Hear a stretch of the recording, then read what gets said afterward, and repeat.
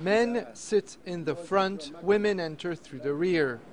The debate over the issue of gender segregation on public transportation buses is not over yet in Israel. There are about 80 lines throughout the country in which men and women sit separately. Despite a recent Supreme Court ban on the enforcement of such practices, they remain a common sight on the buses that run through religious neighborhoods. Passengers say it's their choice. We do not want to be distracted, as it says in the Shema. You shall not stray after your heart and your eyes. התורה מבקשת בצניעות. לא נכנס לפרט אוטובוס, לא היה אוטובוס בזמן התורה.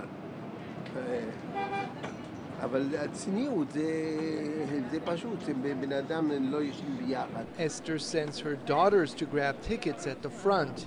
She says that most women voluntarily move to the back to avoid tempting the men.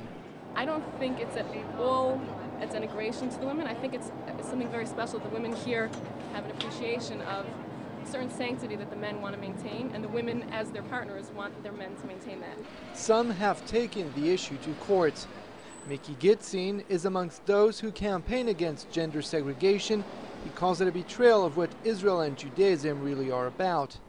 This goes against our values. This goes against the values of the state of Israel.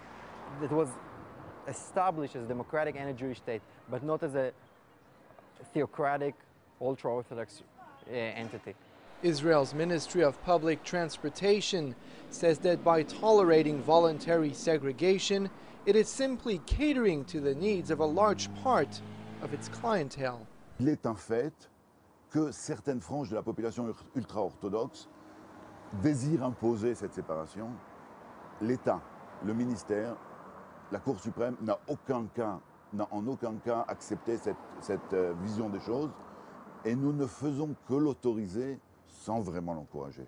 Rabbi Kahn, himself a member of the Orthodox Jewish community, says that secular Israelis shouldn't feel threatened by this issue. Jamais nous n'avons la prétention, en quoi que ce soit, d'imposer quoi que ce soit sur la place publique. C'est un problème à nous, remarquez bien, cette ségrégation, pour ne pas reprendre votre terme, n'existe que dans les lignes d'autobus qui desservent les quartiers religieux ou les villes religieuses. On ne trouvera pas cela sur d'autres lignes. Et c'est hors de question, et c'est évident que jamais on exigera une chose pareille.